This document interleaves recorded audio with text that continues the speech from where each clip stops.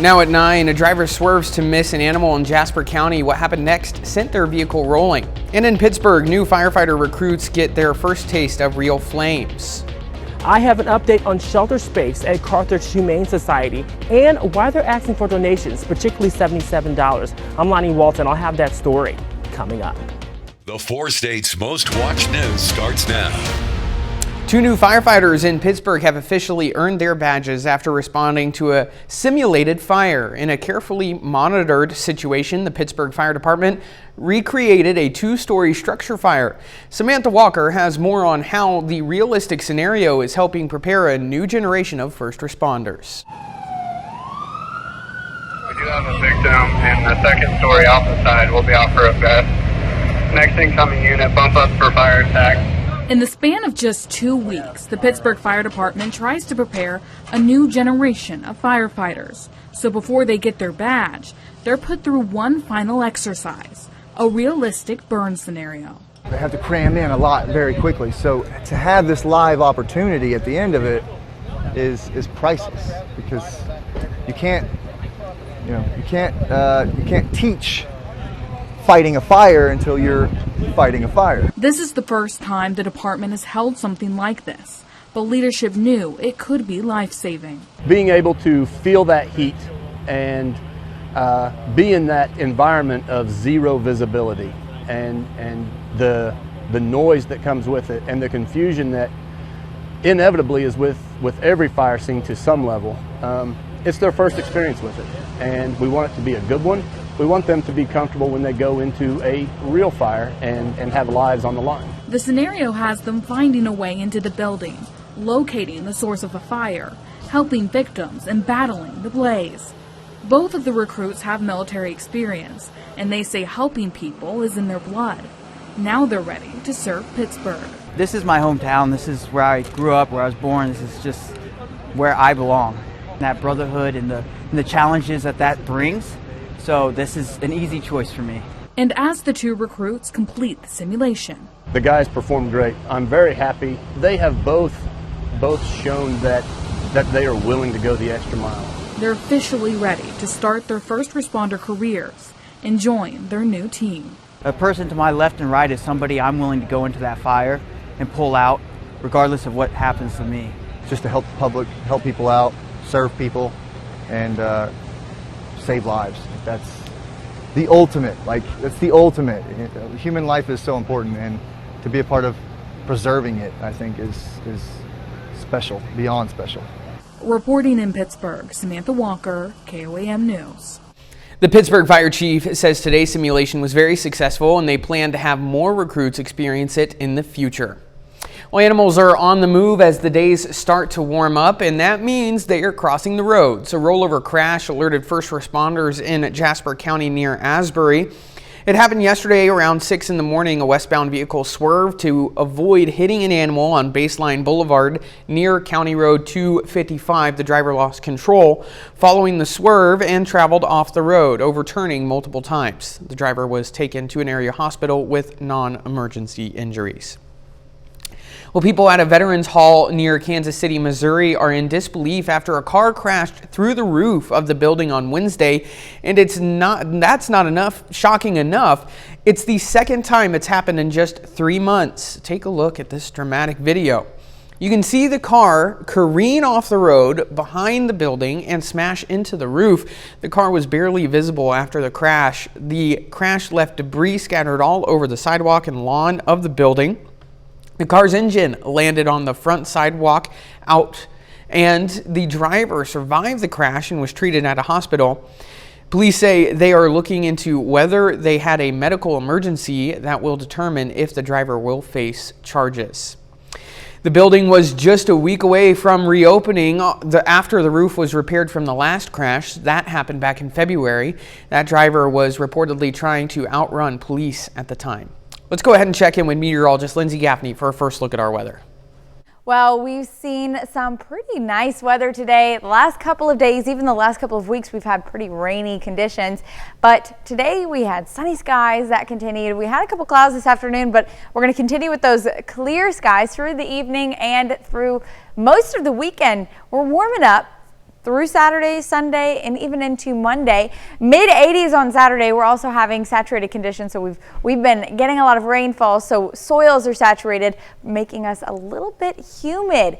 Now the humidity and the warm temperatures actually are going to bring some storm chances to the area. We normally see this in the summertime. We call them pulse storms, just pop-up thunderstorms. There is a slight severe threat for central parts of Oklahoma. Now our area, we're just getting a couple of those storms pushing into our far western counties, but I'm going to have all those details coming up. All right, Lindsay, thanks. Well, some drivers on US 69 in Fort Scott may want to seek alternate routes in the coming weeks. KDOT plans to begin a repair project on the US 69 bridge over Wall Street the week of June 9th. One-lane traffic will continue through the work zone, but drivers can expect delays of no more than 15 minutes. Project activity will include patching and resurfacing the bridge deck. KDOT expects the repairs to run through the end of December. One sure sign of summer is the opening of community pools. Joplin Parks and Recreation staff say they've prepared all year for swim season and are pleased to announce both Schifferdecker and Cunningham Aquatic Centers are officially open. The city credits a significant increase in lifeguard applications this year. For more information on both parks, including schedules and prices, just dive into our website. That's KOAMnewsnow.com. Well, it was a tough start to the year for the Carthage Humane Society, and it continues with overcrowding from stray animals. This month, they reached their 77th year of being open, and as staff and volunteers continue their commitment, they're asking the community to help with a $77 donation. KOAM's Lonnie Walton reports. I spoke to a worker who says she continues to see stray animals, and she wants the community to continue to help out. I've loved animals my whole life.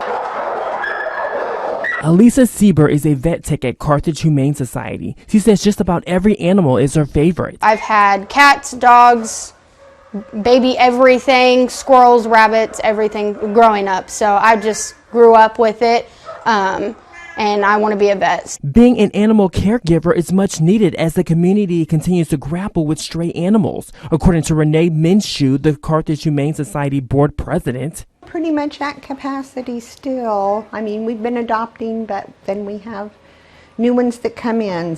And not only that, the amount of strays is increasing. In order to keep up the work they do, they're asking for financial help from their Humane Society shelter community. We've asked if everyone that has an animal that's been touched by the shelter to donate $77, $1 for each year that we've actually been saving animals. We do not have any government funding at all right now, so donations, contributions, fundraisers are our source of income at this time. Which this month is 77 years. Outside of donation, she says there are other ways to help. Set up a monthly donation for any amount. Would love for you to volunteer, to can advocate for our shelter and our animals. Sieber says this shelter touches everyone. I've had people from all over the world to come in to get animals from us. Reporting in Carthage, I'm Lonnie Walton, KOAM News. Minshew also wants to remind locals about their annual fundraiser, Stay Getty, which they serve up in June. Coming up, issues with mental health and motherhood. Motherhood is taking a toll on our nation's moms. A new study shows a staggering decline in their mental health. I'm Alexandria Hoff in Washington. I've got the details coming up. But up first, an increase in teen driver deaths, what officials are warning about before your teen hits the road. School's out for summer, and for teen drivers, that's not good news. According to AAA, more than 13,000 people were killed in a crash involving a teen driver between 2019 and 2023. The agency said over 30% of those deaths happened between Memorial Day and Labor Day. That's because teens are out of school and logging more hours of unsupervised driving time. Parents are encouraged to educate their teen on using the Do Not Disturb feature on their phones to ease distracted driving. Health and Human Services Secretary Robert F. Kennedy Jr. announced this week that COVID-19 vaccines will no longer be recommended for healthy children. However, the CDC has updated its immunization schedule, and it still lists the shots for children.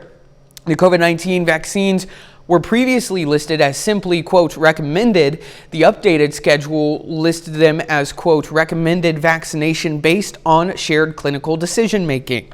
That means healthy children can still get the shot after consulting with a healthcare provider. Insurance companies are also required to cover vaccines in this category. Women who are self-employed tend to have better heart health than non-self-employed women. A study by UCLA found the reason for lower rates of heart disease among self-employed women may be a better balance of stress, time, demands, and home responsibilities. Men didn't experience as significant a benefit from being self-employed, though the reasons why aren't clear. A major study says moms in the U.S. have seen a sharp drop in mental health since 2016. Fox News correspondent Alexandria Hoff has more from Washington, D.C. The moms are not all right. A new study from JAMA shows a shocking decline in the mental health of mothers. They studied nearly 200,000 mothers with children under 18 and found as of 2023, 1 in 12 rated their mental health as fair or poor. This is not just about moms who are under stress. This is an absolute public crisis. Additionally, only a quarter of moms say their mental health is excellent. That's down from 38% in 2016. Researchers didn't look into the reasons why mothers are struggling, but experts point to a number of theories, including limited access to mental health care, social isolation, and a rise in substance use disorders, along with stressors like lack of access to childcare and overall financial strain. It's very apparent there's an issue that needs to be addressed. We need more resources, we need more help, and we need it normalized to have these conversations. We need to empower women, not pity women, and encourage them to pave the way for them to have access and a seat at the table, because sometimes there's so much fear of balancing being a mom and putting food on the table and working and balancing, your health and your mental health. While it can be difficult to balance it all, experts say prioritizing mental health is important because it can have a trickle-down effect on the development of kids. Our moms are the backbone of the American household. When they feel overwhelmed, it trickles down and the children feel it and it affects the children. The study also found dads saw declines too, but fared better overall. In Washington, Alexandria Hoff, Fox News. Lindsay is next with a complete look at your forecast, and later, Elon Musk is no longer in charge of the Department of Government Efficiency. Why? Coming up.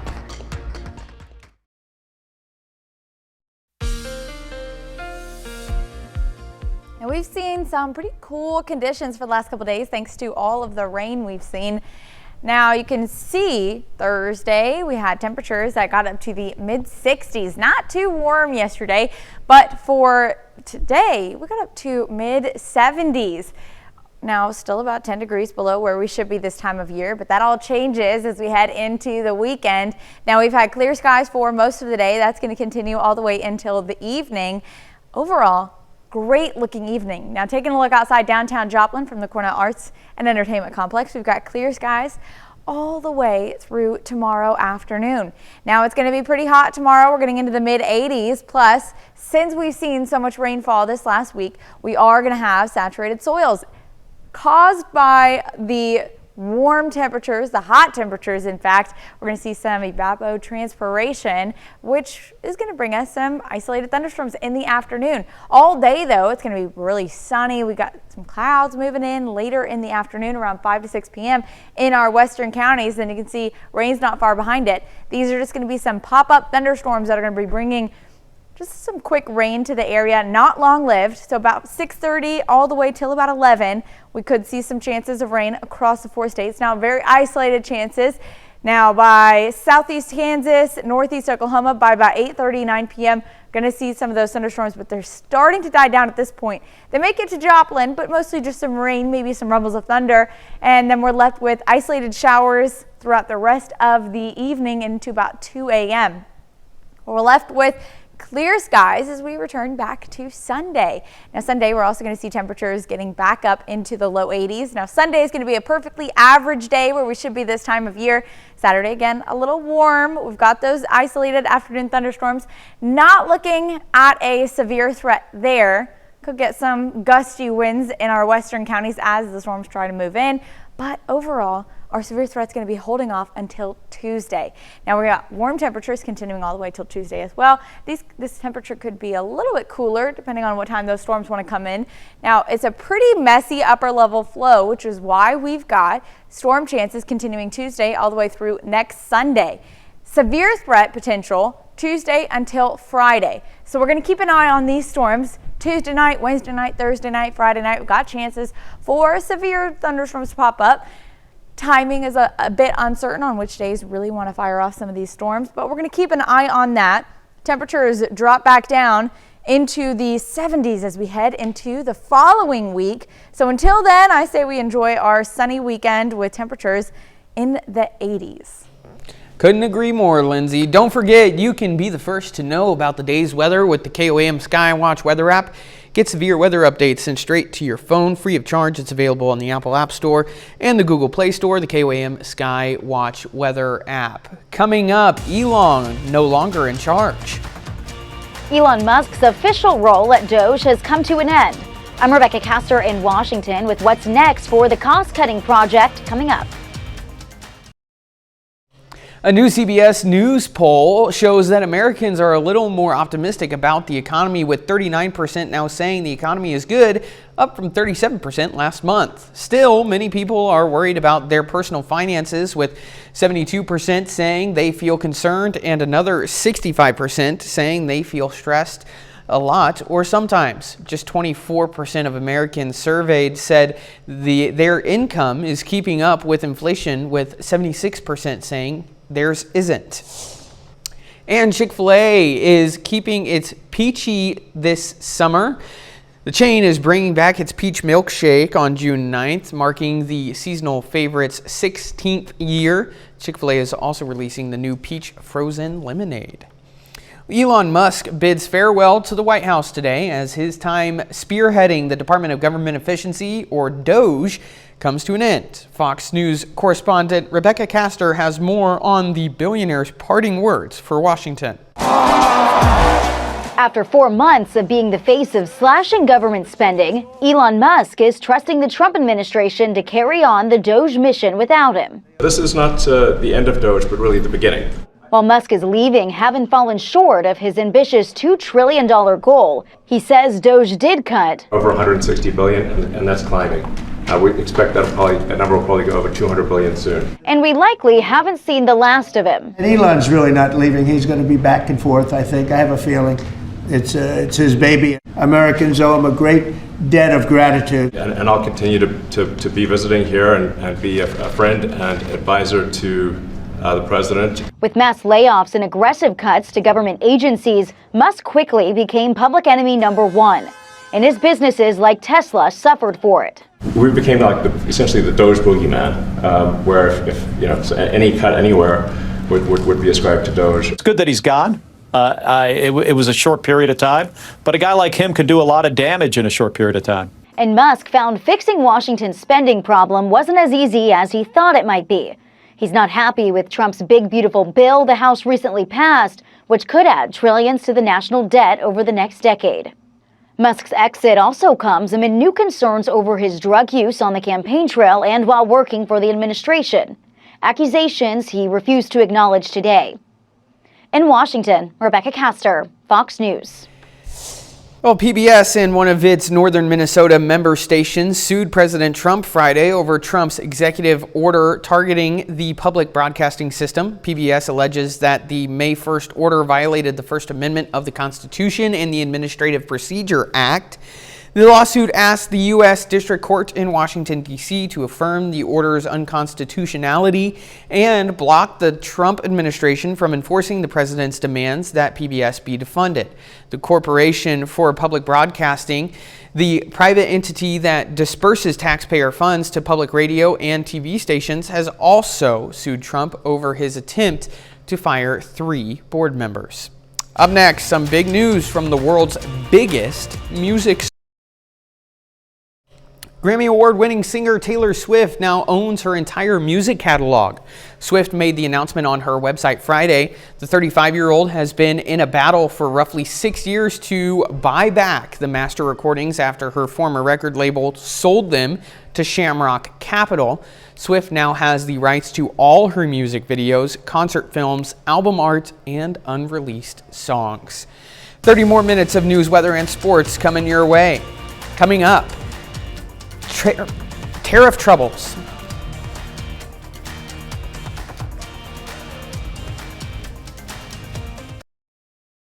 Grammy Award-winning singer Taylor Swift now owns her entire music catalog. Swift made the announcement on her website Friday. The 35-year-old has been in a battle for roughly 6 years to buy back the master recordings after her former record label sold them to Shamrock Capital. Swift now has the rights to all her music videos, concert films, album art, and unreleased songs. 30 more minutes of news, weather, and sports coming your way. Coming up, tariff troubles and presidential pardons. As President Trump's tariffs continue, inflation is cooling, but businesses and the Fed are still watching closely as the trade policy continues to change. I'm Connor Hansen in New York. I've got the details coming up.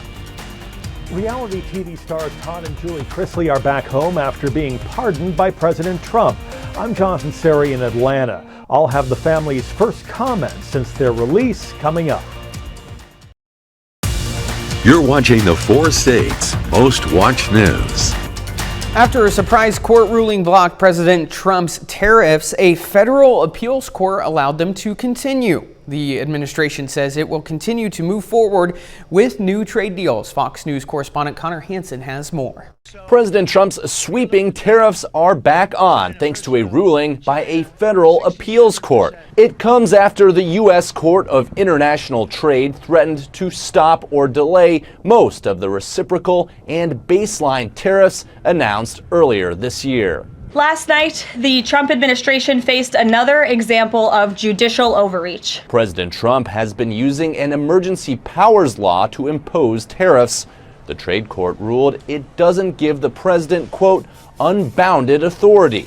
But the administration says it's confident its plan will work. We are very, very confident that we're going to get this positive result, and we're even more confident that we're going to win in the end. You got to understand that Jameson Greer, the U.S. Trade Representative, is the smartest trade lawyer on earth, and that he chose this as the best option. The White House says the court ruling did not delay any of its pending trade deals. It's holding talks with Japan and expects a delegation from India to come to Washington next week. Wall Street is watching closely, and major U.S. companies are waiting to see how it all shakes out. The CEO of General Motors says the automaker is moving forward with expanding U.S. production. There's certain moves that we're already making to strengthen our North America manufacturing because we can do that with the clarity we already have. The appeals court gave the Trump administration until June 9th to submit its arguments. In New York, Connor Hansen, Fox News. Well, U.S. Senator Roger Marshall is at the southern border this week to meet with federal Border Patrol officials and soldiers from Fort Riley, currently stationed in Arizona. The senator is joined by multiple local and state law enforcement officials, including Crawford County Sheriff Billy Tomasi. In an exclusive interview with KOAM, Senator Marshall and Sheriff Tomasi broke down their experiences at the border. Both said they wanted to learn more about drugs like fentanyl crossing into the U.S. Certainly things are improved on the border, but yet we're still losing a Kansan most every day to fentanyl poisoning. So I think it's great to bring law enforcement to the border where they're fighting with them every day, tooth and nail. And hopefully that we learn something, we can take something back home and hopefully save a Kansan's life. We've learned, where it's coming in from, where it's being transported to, and this is a hub where it's coming out of. And like I told the voters when I came on, that I'm going to learn about this and we're going to start taking it off the streets, and that's my goal. And I appreciate the opportunity from Senator Marshall to allow me to come down here with him to learn this, to bring back to our community. Senator Marshall says he is also grateful to use the visit to check in with the soldiers from Fort Riley and to thank them for their service so far from home. After more than 2 years behind bars, reality TV stars Todd and Julie Chrisley are back home with their family thanks to a pardon by President Trump. Fox News correspondent Jonathan Seary has the latest on their release. Todd Chrisley speaking for the first time Friday after being released from federal prison earlier this week. Todd, along with his wife Julie, were pardoned by President Trump after being convicted in 2022 of bank fraud, tax evasion, and conspiracy to defraud the government out of millions of dollars. The couple, who have maintained their innocence, faced lengthy sentences, with Todd set to serve 12 years and Julie 7. They both received a combined sentence of 19 years for a first-time nonviolent offense. It was truly weaponized. They called them the Trumps of Georgia. The Chrisley's daughter, Savannah, fought to secure her parents' freedom. Your heart breaks because your child has been placed in that position to fight for you. The two were indicted in 2019 under a Trump-appointed U.S. attorney. But Savannah, a vocal Trump supporter, says her parents were targeted due to their public profile and conservative beliefs. People think, oh, you're a celebrity, you're white, you have money. That we got an upper hand, and we didn't. I had to fight, and I was relentless. The Chrisleys are headed back to TV and have already begun filming for their new reality series, which will feature their recent pardon and release. We do have a much bigger story to tell now. There is growing speculation over which cases President Trump will look at for potential future pardons. The president said earlier this week he is looking at those convicted of plotting to kidnap Michigan Governor Gretchen Whitmer. In Atlanta, Jonathan Seary, Fox News. Lindsay is next with another look at your forecast. And later, a growing climber concern on the world's highest peak. See why Mount Everest's future is facing new challenges. And we've seen some pretty cool conditions for the last couple days thanks to all of the rain we've seen. Now you can see Thursday we had temperatures that got up to the mid-60s. Not too warm yesterday, but for today we got up to mid-70s. Now still about 10 degrees below where we should be this time of year, but that all changes as we head into the weekend. Now we've had clear skies for most of the day. That's going to continue all the way until the evening. Overall, great looking evening. Now taking a look outside downtown Joplin from the Cornell Arts and Entertainment Complex, we've got clear skies all the way through tomorrow afternoon. Now it's going to be pretty hot tomorrow. We're getting into the mid 80s. Plus, since we've seen so much rainfall this last week, we are going to have saturated soils caused by the warm temperatures, the hot temperatures. In fact, we're going to see some evapotranspiration, which is going to bring us some isolated thunderstorms in the afternoon. All day, though, it's going to be really sunny. We got some clouds moving in later in the afternoon around 5 to 6 p.m. in our western counties. And you can see rain's not far behind it. These are just going to be some pop-up thunderstorms that are going to be bringing just some quick rain to the area, not long-lived. So about 6:30 all the way till about 11, we could see some chances of rain across the 4 states. Now, very isolated chances. Now, by southeast Kansas, northeast Oklahoma, by about 8:30, 9 p.m., going to see some of those thunderstorms, but they're starting to die down at this point. They may get to Joplin, but mostly just some rain, maybe some rumbles of thunder, and then we're left with isolated showers throughout the rest of the evening into about 2 a.m. We're left with clear skies as we return back to Sunday. Now Sunday we're also going to see temperatures getting back up into the low 80s. Now Sunday is going to be a perfectly average day where we should be this time of year. Saturday again a little warm. We've got those isolated afternoon thunderstorms. Not looking at a severe threat there. Could get some gusty winds in our western counties as the storms try to move in. But overall, our severe threat's going to be holding off until Tuesday. Now we got warm temperatures continuing all the way till Tuesday as well. This temperature could be a little bit cooler depending on what time those storms want to come in. Now it's a pretty messy upper level flow, which is why we've got storm chances continuing Tuesday all the way through next Sunday. Severe threat potential Tuesday until Friday. So we're going to keep an eye on these storms Tuesday night, Wednesday night, Thursday night, Friday night. We've got chances for severe thunderstorms to pop up. Timing is a bit uncertain on which days really want to fire off some of these storms, but we're going to keep an eye on that. Temperatures drop back down into the 70s as we head into the following week. So until then, I say we enjoy our sunny weekend with temperatures in the 80s. I agree, Lindsay. Thanks. Still ahead, 2 of our local Missouri high school baseball teams begin the state quarterfinals. Plus, 3 of our local Kansas high school baseball and softball teams are 1 win away from a state title. Ben McLeish has those stories and more up next in sports.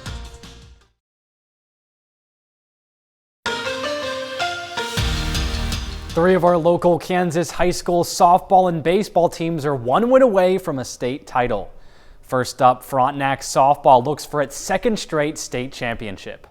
Same as last year, Frontenac and Silver Lake meet in the state title game. Raiders hoping to repeat as 3A state champs. Bottom of the 3rd inning, Frontenac starting pitcher Avery Johnson crushes this pitch deep to left field and gone. Her 2nd home run of the day, and it puts the Raiders on top 1-0. That remains the score into the 6th inning. Silver Lake threatening with bases loaded and nobody out. Kendra Cook chops one back to Johnson, who fires home for the force out, but the ball gets away. The run scores and we're tied at 1. But Johnson would get out of the inning without any further damage, so we remain deadlocked. Into the bottom of the 7th, Skylar Hutchinson represents the winning run, and she cranks one deep to left center, but Kaylin Haney makes a game-saving catch at the wall for the Eagles. And we go to extra innings. Still tied at 1, top of the 9th. Avery Johnson still in the game. She picks up another strikeout to keep it tied. Now to the bottom of the 9th. Hutchison back at the plate. She gets things started by drawing a walk. And a little later in the inning, with the winning run now on 2nd, Ella Sullivan comes to the plate. The game resting on her shoulders. And at the plate, she delivers a game-winning single to left field. Hutchinson comes around 3rd, and that's a walk-off winner in the state title game. Frontenac repeats as the 3A state champion. Raiders win an instant classic 2-1 over Silver Lake. We never give up. That's the one thing about our team is we're never going to give up, and that's why we won. We believe in each other and we believe in our coaches, and we just put all we had out on the field. This has been a team of that character all season, and I told them after the game if they've learned anything about this season to take with them through life is that things can happen and go wrong, and as long as you have the right mentality and truly believe in yourself, great things can happen. Fort Scott baseball battles Rock Creek, and they take down the Mustangs 6-4 to become 4A state champion. That's another trophy brought back to the 4 states. What a great season for the Tigers. Colgan is in the 2A state champion as a 6th seed, and the Panthers take down Valley Falls 10-0 in 6 innings to bring home the 2A state championship. That makes our 3rd Kansas team to win a state title today. And I can't think of a better way to end the season than taking down the top-ranked team in a run rule victory. In Missouri, we have 2 local high school baseball teams still fighting for a state championship. First up, Webb City takes on Platte County in Game 1 of their Class 5 state quarterfinal series. Webb City baseball tonight hosting Platte County in the state quarterfinal with a newly changed best-of-3 series rule. First inning, Platte County firing on all cylinders. They get the single base hit to left. That brings in a Pirate for the score. And they're up to a 3-0 lead early. Cardinals needing a spark in the bottom of the 3rd. Mason Young grounds it deep to left. That brings in Andrew Young for the score. Webb City still trails by 2. Bottom of the 7th now, Mountain decline for the Cardinals. Check this out, Andrew Young bombs it deep to right. That brings in not 1 but 2 runs to tie the game. And this is a long one too, skipping ahead to the 11th. We said his name before, Andrew Young gets another big hit deep, and that sets this up. Wild pitch. And here comes Andrew Young. That's a walk-off for Webb City. Off a wild pitch, and what a game for Andrew Young. And the team is showing him. Webb City takes Game 1 in dramatic fashion, 4-3 against Platte County. They're back in action tomorrow at 11. A win takes them to the state semifinal. Joplin begins their Class 6 quarterfinal series against Blue Springs. They fall 4-1, but their season isn't over just yet. They take on the Jaguars again tomorrow and need to win 2 straight to advance to the state semis. Well, that's all for sports. We're back with more after this. Renowned for its sheer size and might, Mount Everest is its own force of nature, and while hiking experts have long revered its sacred peak, criticism is growing over unfavorable conditions climbers say puts themselves and the mountain at risk. Fox News' Chris DeMio takes a closer look at threats and impacts. Mount Everest is the tallest mountain in the world. But the future of this iconic landmark and the safety of future climbers are growing gloomy. This as hikers continue expressing frustration over dirty and crowded conditions. It has become too commercialized. Looking to make a difference, Nepal's government addressed those concerns this week at a special conference, citing their duty to protect the Himalayas from climate change and the impact of humans. Last year, government officials funded a team to remove 24,000 pounds of garbage from Everest. The Everest climbing season ends this month. This year, a little under 500 people from 57 countries were given permits to go. Each one costs $11,000 and is good for 90 days. The feeling is that if there is money, then Everest can be climbed. But not all the people there are physically and emotionally ready to climb the peak. That is being disrespectful to Everest. Critics say inexperienced people can put lives at risk and create traffic jams on the mountain. It can be controlled, but what we need to do is make sure that those amount of people are all experienced in the mountaineering world. Meanwhile, as collective minds explored possible solutions, celebrations Thursday honor the 72nd year since a hiker from New Zealand and his Sherpa became the first people to reach the summit of Everest back in 1953. Chris DeMeo, Fox News.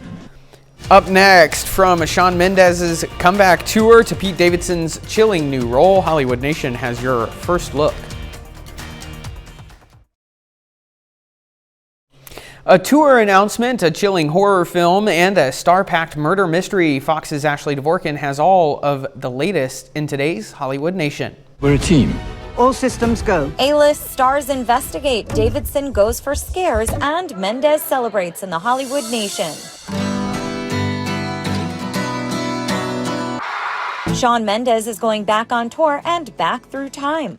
The singer-songwriter announced his On the Road Again tour will celebrate 10 years of music, chart-topping hits, and career milestones. His journey begins in Europe this August before bringing the shows to North America starting in Boston September 25th.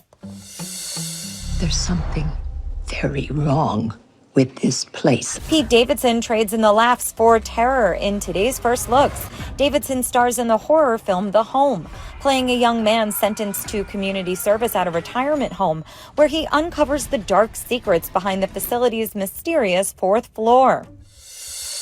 Oh my God. Isn't this room usually for jigsaws? Not on a Thursday, no. A-list sleuths dive into a deadly mystery in the trailer for The Thursday Murder Club. Helen Mirren, Ben Kingsley, Pierce Brosnan, and Celia Imrie star as a savvy group of retirees who go from solving cold cases for fun to cracking a real-life murder in their own backyard. The book-to-screen adaptation premieres August 8th on Netflix. Now we've got a real case to solve, isn't it wonderful? Obviously, R.I.P. and all that. In Hollywood, Ashley Dvorkin, Fox News. That's our time for tonight. Thanks for joining us. Have a great night.